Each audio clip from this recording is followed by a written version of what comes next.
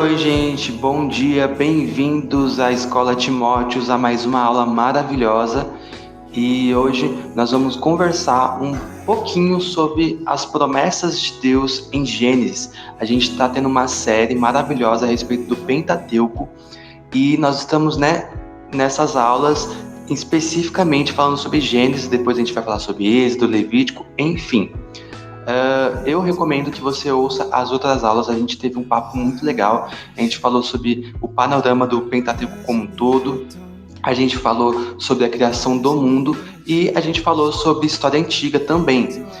Mas agora a gente vai abordar o que é central, algo que é muito importante para Gênesis, que é a promessa de Deus ou as promessas de Deus. Mas antes da gente iniciar essa aula, eu queria que você fechasse seus olhos, se concentrasse em Deus e, enfim, vamos orar juntos? Senhor Jesus, eu apresento a Ti essa aula, apresento a Ti as pessoas que vão ouvir essa aula, a Miki que está ouvindo aqui agora, nesse momento, essa aula também, que está participando dela. E, Pai, eu te peço que venha abençoar aonde essa palavra chegar, em quem chegar, que o Senhor possa transformar, possa trazer percepções do alto, que nós possamos estar profundamente conectados contigo, conectados com aquilo que o Senhor está fazendo. Pai, abençoa profundamente, Senhor, tudo aquilo que o Senhor tem para fazer, que nós possamos ser transformados pela Tua palavra, que aquilo que o Senhor me direcionou, me mostrou, me ensinou, aquilo que o Senhor me capacitou, que outras pessoas possam aprender também, possam também absorver do Teu conhecimento. Pai, muito obrigado por tudo que o Senhor tem feito. Abençoa, Senhor, por meio da Tua palavra, por meio do Teu amor, por meio da Tua graça, da Tua vida, no nome do Senhor Jesus. Amém. Bom, eu vou falar basicamente sobre promessa em Gênesis, e para a gente abordar essa temática, a gente tem que pensar primeiro que ela é uma temática essencial, mas que muitas vezes a gente não reflete muito sobre ela. E é muito doido pensar que muitas vezes a gente não reflete sobre a centralidade das promessas de Deus ou da promessa de Deus da forma como deveríamos, sendo que essa percepção, ela é essencial, ela é central, tanto para Gênesis, quanto para o Pentateuco, quanto para o Antigo Testamento e para o Novo Testamento. E eu falo por mim mesmo também, tipo, eu mesmo, várias coisas, até eu fazer essa aula, até eu pensar nessa aula, eu não tinha refletido. Eu acho interessante a gente abordar e falar sobre, né? Bom, para a gente falar, para a gente chegar no ponto que eu quero chegar, e o ponto que eu quero chegar é em Abraão, as promessas de Deus e etc. Mas para a gente chegar nesse ponto, eu acho que é interessante a gente voltar um pouco. Eu não vou abordar tudo aquilo que já foi passado, tudo aquilo que a gente já falou, mas é interessante a gente dar esse olhar, né? Esse olhar amplo sobre o que houve antes. Então, quando a gente pega Gênesis, a gente vai ver que Deus criou um mundo perfeito, né? E a gente já sabe que no terceiro capítulo de Gênesis, a humanidade faz uma rebelião contra Deus. A partir desse momento que ocorre uma rebelião contra Deus, existe uma separação intensa, onde é o espaço de Deus agora e o espaço da humanidade. E aí, história após história, a gente vai acompanhando o declínio da humanidade, como a humanidade vai se perdendo mais e mais e vai esquecendo Deus, deixando Deus de lado. Enquanto isso, em contraparte, Deus vai fazendo um movimento inverso, de tentar trazer a humanidade para mais perto dele. E aí, é interessante que lá em Gênesis, logo depois que Adão e Eva eles caem, eles fazem a rebelião deles, Deus ele faz uma promessa. E daqui a pouquinho eu vou falar um pouco sobre o que é promessa para Deus. Mas lá no início já tem uma promessa. Deus fala primeiro as consequências que o pecado deles vai ter sobre a vida deles, sobre a humanidade como um todo, e o que vai acontecer agora com a realidade deles. Mas Deus vai fazer uma promessa. Existe essa promessa muito estranha, de que vai vir um descendente, de que vai vir alguém que vai resolver esse problema, essa questão que foi iniciada com a rebelião, né, ali com a serpente, com o contato da serpente com Adão e Eva, e que isso vai acontecer em algum momento. E aí é interessante que a história depois disso vai falar muito sobre descendência, se você perceber. Logo após Adão e Eva, eles vão ter descendentes, vai ter Caim e Abel, e talvez a mentalidade, se fosse pensar, né, é agora que vai vir aquele que é o escolhido, ou o descendente que a promessa de Deus falou. Mas na realidade a narrativa e a história que a gente vê de Caim e Abel é o inverso disso. A gente vê Caim repetindo os mesmos passos dos pais dele e levando morte, né? Caim mata Abel, Abel não tem mais descendência, e no caso a descendência de Caim, quando a gente vai ver, é uma descendência que vai viver afastada de Deus. A gente vê que Caim vai fugir de Deus e ele vai criar uma cidade, e é como se o texto estivesse mostrando para a gente, é como se o texto estivesse falando para a gente ali que aquela descendência, aqueles descendentes, eles estão longe de Deus, né? Filho, neto, bisneto, todos eles vão seguindo esse caminho de estar afastado de Deus. Só que lá vai falar sobre Sete, que é um dos filhos que vem depois para Adão e Eva, e eles ficam muito felizes porque eles têm na mente deles que Abel foi tomado, e aí é como se Deus tivesse abençoado eles com uma nova descendência, com uma nova linhagem. E a partir de Sete, o texto vai mostrar que o nome de Deus começa a ser invocado.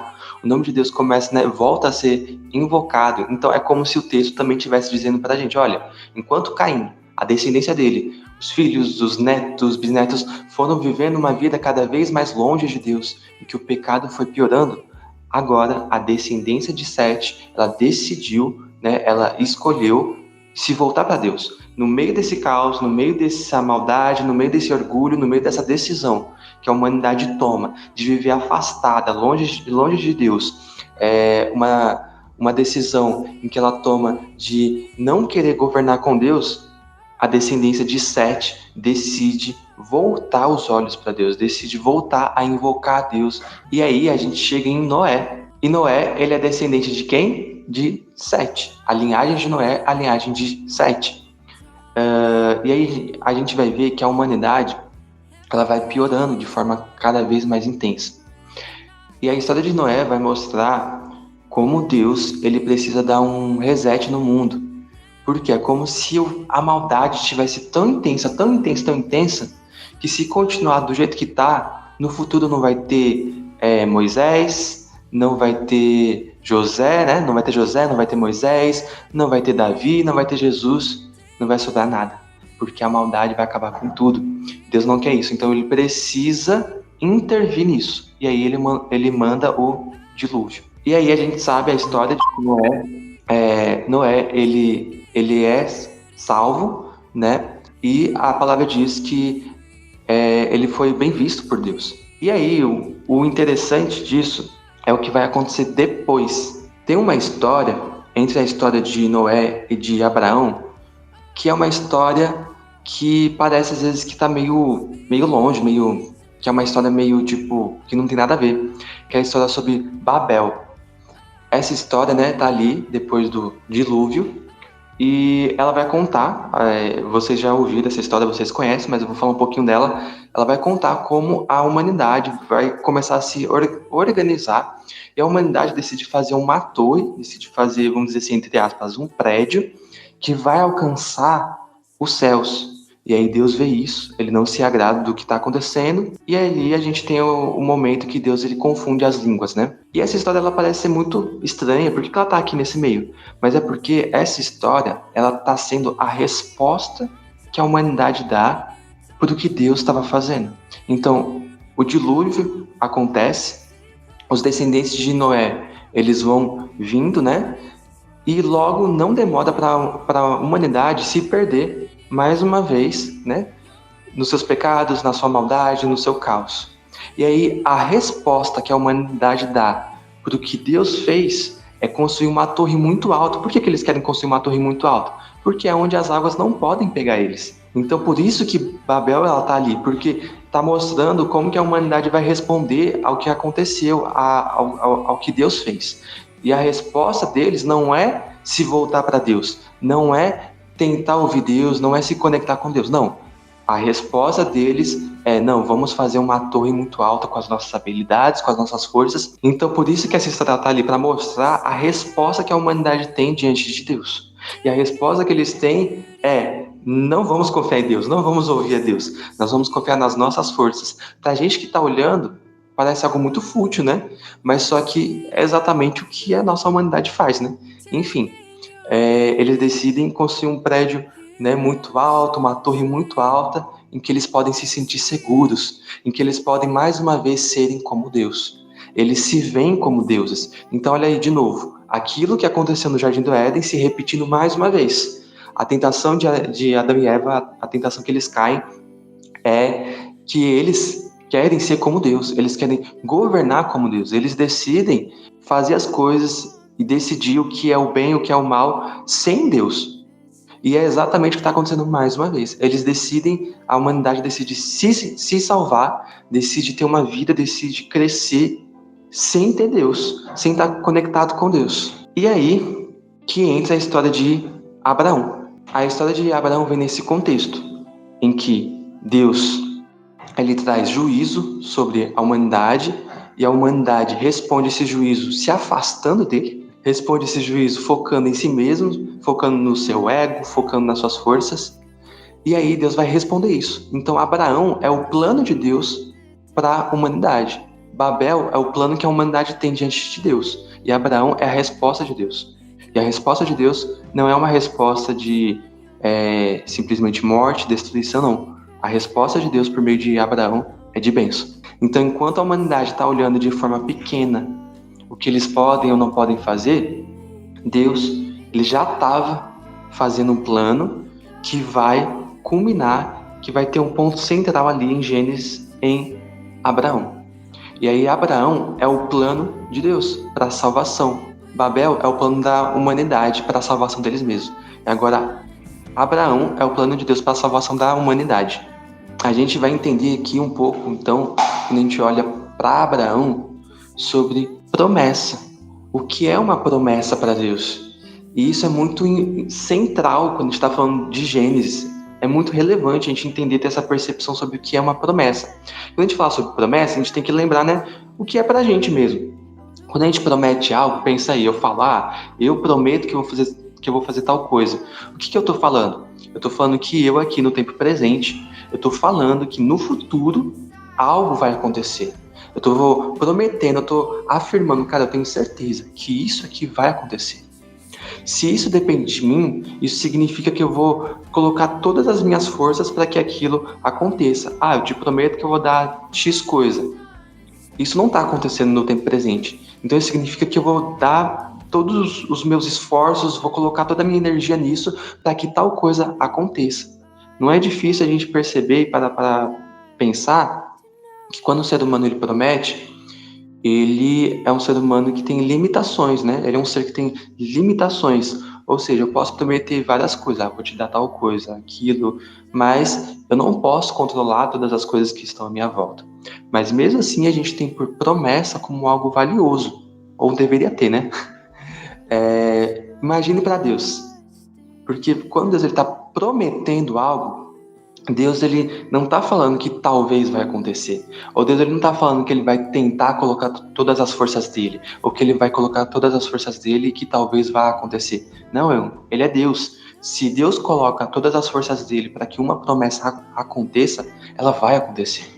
Porque ele tem toda a força do mundo. Então isso significa que quando Deus ele faz uma promessa, ele está falando algo que realmente ele vai fazer. E aí é um ponto interessante a gente diferenciar o que é promessa de profecia. A profecia, ela tem um aspecto, né, em que ela é mais ampla. A profecia, ela vai ter a percepção de revelar, primeiramente, o presente. Às vezes a gente pensa a profecia como algo que vai mostrar o futuro, o que vai acontecer, mas inicialmente a profecia, ela tem a questão de revelar o que está oculto. Ou seja, a profecia, por meio de Deus, revela os pecados, revela as mentiras, revela aquilo que Deus está olhando, o que ele está fazendo. Então você vai ver os profetas falando com as pessoas, primeiro no tempo presente deles. Então, no tempo presente deles, Deus está revelando o que está oculto, está mostrando para eles. Então a profecia tem esse aspecto. E aí dentro disso, Deus mostra o futuro também. E nisso, dentro da profecia, ele faz promessas. A promessa é algo mais simples. A promessa é simplesmente Deus garantindo algo que vai acontecer, é Ele falando algo. E aí, eu penso aqui, né, se Deus ele é eterno, se Deus ele está no passado, presente e futuro, quando Deus ele promete algo, Ele não está dando uma possibilidade do que vai acontecer. Deus está falando que de fato está acontecendo para Ele, porque Ele já está lá. E Deus está dando esse spoiler para a gente. Deus está dando um vislumbre, quando Ele promete algo, no caso para Abraão aqui, ou para a gente, enfim, Ele está dando um vislumbre do que vai acontecer. Ele está dando uma visão, uma perspectiva de algo que para Ele já é real. E então, quando a gente olha aqui para Abraão, a gente vai entendendo um pouco sobre a promessa, o que são as promessas de Deus, né? E a gente vai entendendo o que Deus está realizando. Então, lembrando que Deus, desde antes de Abraão, estava realizando um plano, e que esse plano é como se Deus ele tivesse, não que esse plano não tivesse sendo colocado em prática, mas é como se ele tivesse às vezes ensaiando algumas coisas, colocando as peças para que tudo aconteça, direcionando algumas coisas, mas em Abraão é como se os planos de Deus, o plano de salvação de Deus para a humanidade ficasse mais intenso. É como se ele deixasse mais claro ainda o que ele quer realizar diante daquilo que a humanidade está realizando. Então ficasse mais amplo, ficasse mais claro ainda. Não que antes não tivesse alguma percepção, mas é como se as peças estivessem sendo colocadas, as engrenagens sendo colocadas ali, e agora Deus está colocando o start de forma mais intensa para aquilo que Ele quer realizar, que é abençoar a humanidade, transformar a realidade caída a qual o ser humano criou. E aí a gente vai ler em Gênesis 12. Lá em Gênesis 12, 1, vai falar sobre o chamado de Abraão. E fala assim: Então, o Senhor disse a Abraão: Saia da sua terra, do meio dos seus parentes e da casa de seu pai, e vá para a terra que eu lhe mostrarei. Farei de você um grande povo, e o abençoarei. Tornarei famoso o seu nome, e você será uma bênção. Abençoarei os que o abençoarem, e amaldiçoarei os que o amaldiçoarem. E por meio de você, todos os povos da terra serão abençoados. Quando a gente entra no entendimento sobre promessa, a gente tem dois aspectos de promessa que Deus faz. Primeiro é a promessa condicional e a promessa incondicional. A promessa condicional é a promessa que tem condições para que ela aconteça. Pensa aí numa empresa gigante global, e essa empresa global gigante decide fazer um contrato com uma pessoa só. Um cara que é um MEI, uma mulher que é MEI, que é uma empresa super pequenininha, sabe? Na realidade, é a empresa de uma pessoa só. E essa empresa global entra em contato com essa pessoa e fala: vou fazer um contrato. É mais ou menos, ainda de forma diminutiva, o que está acontecendo aqui. Deus, que é superior, né, que é gigante, está entrando em contato com esse homem, com esse único homem só. Ele está falando que vai fazer um contrato, uma aliança com você. As alianças que Deus faz, elas, né, e as promessas que Deus faz, elas podem ser condicionadas. Isso significa que existem cláusulas para que aquilo aconteça. É só você pegar depois Deus falando, por exemplo: olha, Israel, se vocês me obedecerem, vai acontecer isso, isso e isso. Mas se vocês não obedecerem, vai acontecer isso, isso e isso aqui. O que Deus está mostrando? Está mostrando as condições. Ele firma um contrato com Israel depois e ele mostra: olha, a condição é essa. Se vocês estiverem comigo, vocês vão ser abençoados, vai acontecer isso. Mas se vocês não estiverem, vocês vão viver isso aqui, vão viver caos, morte, enfim, vai acontecer um monte de coisa. E, ou seja, para que determinadas coisas aconteçam, existem condições, e Deus deixa isso bem claro. Mas é interessante que no Antigo Testamento mesmo, a maior parte da realização disso não está nas mãos da pessoa que é menor. Vamos colocar assim, dessa empresinha pequena. A maior parte está nas mãos da empresa grande, que é Deus. Porque Ele tem mais condições de fazer algo. Ele tem mais capacidade para fazer algo. Então, as cláusulas que Ele coloca geralmente são cláusulas super pequenas, só para que aquele contrato ele seja firmado. E aí, a gente entra no segundo tipo de promessa, que é uma promessa incondicional. A promessa que é incondicional, ela é baseada somente em Deus. Então, lá em Gênesis, lá no início, quando ele fala que em algum momento havia um descendente da mulher que vai pisar a cabeça dessa serpente, que vai ser ferido por ela, mas vai pisar ela. Essa promessa que ele está fazendo, ele não colocou uma condição. Por que ele não colocou? Porque depende só dele. É incondicional. Ele que vai realizar ela. Então ela não depende de mais ninguém. Então quando a gente olha aqui para Abraão, a gente vai ter uma promessa que tem uma condição simples, mas que é muito mais parecido com a promessa incondicional. A condição que Deus dá para Abraão é simplesmente: sai da tua terra. É simplesmente: saia da sua terra, do meio dos seus parentes e da casa de seu pai, e vá para a terra que eu lhe mostrarei. Em seguida, o que Deus fala para ele não depende de Abraão necessariamente, depende de Deus. É uma promessa que Deus está falando para Abraão. Então, quando Deus fala que ele vai fazer dele um grande povo, que ele vai abençoar o nome dele, que ele vai ser famoso, que ele vai abençoar todo o povo na terra, as outras nações, isso depende de Deus. É exatamente essa imagem de uma grande empresa firmando um contrato, e a assinatura desse contrato é simplesmente que Abraão confia em Deus. É como se Deus ele estivesse fazendo um barco, e Deus ele fala para Abraão, né? Não, eu não quero que você faça esse barco, não quero que você veja as medidas desse barco, não quero que você conduza esse barco, eu só quero que você entre nesse barco. E eu vou conduzir esse barco. O papel de Abraão é entrar nesse barco. O papel de Abraão não é ele por conta própria, ter uma descendência. Ele por conta própria abençoar as pessoas, ele mesmo fazer o nome dele famoso. Não, não é isso. O papel dele é aceitar esse contrato, e a forma dele aceitar esse contrato é ele obedecendo o que Deus falou. Então Deus falou: sai da sua terra. Quando ele obedece isso, ele está firmando um contrato com Deus, um contrato de fé, e a partir dessa afirmação desse contrato de fé com Deus, é aí que Deus vai realizar as coisas. É Deus que vai levar Abraão para os lugares onde ele vai ser aperfeiçoado, os lugares onde ele vai ver coisas incríveis, coisas boas, coisas ruins, os lugares onde ele vai se tornar a pessoa que Deus quer que ele se torne. O papel dele é simplesmente confiar e embarcar com Deus nessa jornada. Então, quando a gente olha para isso, a gente vai ver, né, uma promessa de Deus. A gente vai ver que essa promessa de Deus, ela está muito mais conectada com quem Deus é. Lá no Novo Testamento, quando Paulo vai falar sobre isso, Paulo ele vai falar que Deus ele não jurou por ninguém. Por que Deus ele não jurou por ninguém? Porque quando você jura por alguém, quando você promete algo, você tem que prometer por algo que vai ter grande valor.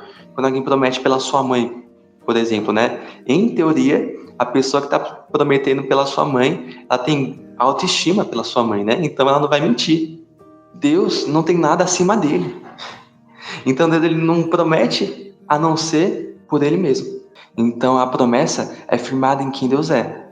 Deus ele faz essa promessa para Abraão, e as condições dependem muito mais de Deus do que de Abraão. Se você for analisar, se Deus fosse colocar condições reais aqui, Abraão nunca seria capaz de suprir o outro lado. O lado de Deus é supremamente, tremendamente maior do que o de Abraão. E assim é sobre as nossas vidas. O lado de Deus é tremendamente maior. Não tem como a gente suprir a santidade de Deus, não tem como a gente suprir quem Deus é. Deus é infinito, ele é muito maior do que a gente. Mas o que a gente faz? Não, Deus, ele, em sua maravilhosidade, ele fala: não, mas eu coloco uma cláusula para que você possa participar desse contrato, para que você possa assinar comigo. E aí, essa cláusula é a fé. Não vou falar muito sobre isso, porque terça-feira a gente vai ter uma aula específica sobre, mas a cláusula de Abraão é confiar em Deus. E a partir disso, Deus é quem vai levar Abraão.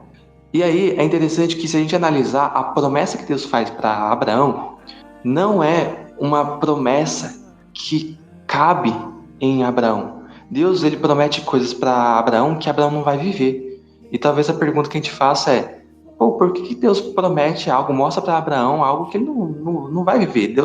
Abraão não vai ver depois as descendências dele. Ele vai ver um só, né, que é Isaac. Mas ele não vai ver as nações sendo abençoadas depois por aquilo que vai acontecer. Por que Deus mostra isso para ele? Porque a promessa que Deus faz para Abraão nunca foi sobre Abraão, mas sobre Deus. Foi sempre o que Deus estava realizando, sempre o que Deus queria fazer com a humanidade. E nisso, no que Deus queria fazer com a humanidade, ele inclui Abraão. Então, é um privilégio para Abraão estar incluído naquilo que Deus está realizando.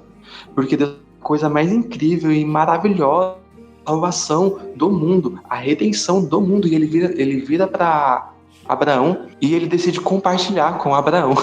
Ele fala, não, eu quero que você esteja nessa história, eu quero que você seja um cara relevante nessa história, eu quero que você seja uma peça central nessa história. E aí Deus, porque ele ama muito, ele coloca Abraão nessa narrativa. Mas a narrativa não é sobre Abraão. Abraão é uma das peças dessa narrativa. A narrativa é sobre Deus. Por isso que a promessa de Deus não cabe em Abraão. Deus ele está mostrando o que ele vai fazer na vida de Abraão, e de fato Abraão vive uma parte dessa promessa, mas ele fala, olha, é como se ele mostrasse, a minha promessa não vai nem viver isso aqui, você não vai nem ter um olhar sobre isso, você não vai viver isso, mas eu quero fazer por meio da sua vida, eu quero transbordar por meio da sua vida. Deus dá esse spoiler do que ele vai fazer no futuro para Abraão, mostrando, olha, esse aqui é o meu plano. E ele quer compartilhar com o amigo dele, que é Abraão. E ele compartilha o que ele quer fazer, e esse fazer de Deus vai muito além de quem Abraão é. A promessa de Deus não cabe em Abraão. Abraão é muito pequeno para aquilo que Deus tem para fazer na humanidade como um todo. E aí, é comum que muitas pessoas peguem essa passagem, né, e distorçam ela, né? Pensam, eu sou descendência de Abraão também, espiritualmente falando. Deus fez uma promessa para Abraão. Olha aí, a promessa para Abraão é que ele vai ser muito abençoado. Então eu vou ser abençoado também. Deus vai me dar coisas, vai me dar carros, casas, enfim, vai me dar terras, porque essa é a promessa que ele me deu. Pode parecer brincadeira o que eu estou falando, mas a gente sabe que tem muita gente que acredita nisso. E a questão é que a promessa que Deus faz para Abraão, de novo, se tem a ver com Abraão, Abraão é o centro dessa história. Abraão é o Deus dessa história. E o ponto não é esse. O ponto é que a promessa que Deus faz tem a ver com quem Deus é e com o que Deus quer abençoar a humanidade. Então, por isso, quando a gente olha essas perspectivas aqui, a gente tem que se perguntar o que é bênção para Deus. Porque quando lá na frente, em Jesus Cristo, né, quando Deus envia o seu Filho, Jesus ele é abençoado com uma coroa, mas é uma coroa de espinhos. Ele é abençoado com o trono dele. Qual que é o trono dele? Uma cruz. E isso é considerado para o céu sucesso. Então a gente precisa se perguntar o que é ser abençoado por Deus, o que é sucesso para Deus. Porque se a gente olha um versículo e a gente tira ele desse contexto e a gente fala, então eu vou ser abençoado também, a gente não está analisando aquilo que Deus queria fazer primeiramente na época de Abraão, com Abraão, mas o propósito de Deus principal, quando a gente vai ver a promessa, é abençoar as nações em volta, é abençoar as pessoas em volta, as famílias em volta. E nesse contexto, Deus vai abençoar Abraão sim, mas o cerne da promessa não é Abraão como protagonista, como central, mas é aquilo que ele vai fazer na vida das outras pessoas, é aquilo que ele vai fazer na humanidade como um todo. E aí Deus vai usar os recursos que ele tem. Naquele contexto, foi necessário que Abraão fosse um cara muito rico, sim, fosse que ele tivesse terras, mas agora num contexto que nós vivemos hoje, será que é isso que Deus quer? Para algumas pessoas talvez sim, mas para a maioria das pessoas, segundo a palavra de Deus, quem vai falar isso são os autores do Novo Testamento. Paulo vai falar sobre isso, Tiago vai falar sobre isso, sobre a questão de ser rico. Então, o ponto existe uma riqueza maior em Cristo e ele realiza as coisas de outra forma, mas a promessa continua a mesma. Qual que é a promessa? Ser uma bênção e abençoar as nações, as pessoas em volta. E Deus quer fazer isso de forma mais profunda ainda. E quem garante isso, quem faz isso, é Ele, não a gente. E esse que é o ponto central da palavra de Deus. Todas as vezes em que a humanidade vai tentar ela mesma, às vezes com boas intenções, muitas vezes com más intenções, fazer as coisas por conta própria, todas as vezes que ela vai tentar fazer isso, vai dar ruim. Com Abraão, a mesma coisa. Quando Abraão ele vai tentar cumprir a promessa de Deus pela força dele, Deus vira, não, Abraão, não é isso não é dessa forma. E a gente sabe que a partir de Abraão, por conta do erro dele, surge uma disputa entre dois povos, Ismael e Isaac. A gente sabe que surge todo um povo que se coloca contra outro povo porque Abraão decide fazer a promessa acontecer pela força dele. Né? Ele pensa, Deus está demorando muito, então vai acontecer do meu jeito. E aí isso tem resultados ruins. Mas, enfim, para finalizar a mensagem, para a gente entender aqui a centralidade do Pentateuco, a centralidade de Gênesis é aquilo que Deus tem para realizar. Não o que Abraão tem para realizar, mas aquilo que Deus tem para realizar em Abraão. E essa centralidade, ela se manifesta nas nossas vidas também. Deus tem coisas maravilhosas para realizar, Deus tem coisas incríveis para realizar, mas isso não vai depender de nós, isso vai depender dele. Nosso papel vai ser nos submetermos ao senhorio de Jesus, vai ser nos submetermos àquilo que ele está fazendo, entrar nesse barco e falar: Deus, eu confio em você. Esse barco não fui eu que construí, esse barco não é meu, eu não tenho nem capacidade de guiar ele. Deus, me leva. E nisso que Deus vai nos levar, Deus ele vai fazer, e aí Deus vai nos tornar uma bênção, Deus vai nos tornar pessoas segundo a palavra dele. E todas as vezes que a gente tentar fazer a promessa de Deus acontecer, pegar com as nossas mãos e dizer é isso que tem que ser, pode ter certeza que vai acontecer maldade, vai acontecer pecado, porque não é Deus que está guiando, não é a bondade em pessoa que está fazendo isso, é nós mesmos. E aí Deus ele vai intervir pela sua misericórdia, ele intervém e ele mostra pra gente, como ele mostrou para Abraão depois, que o plano dele é muito maior e que ele tem algo muito melhor. E é isso, é essa aula de hoje sobre a centralidade da promessa de Deus em Gênesis e no Antigo Testamento, especificamente no Pentateuco. E essa é a nossa aula de hoje. É isso.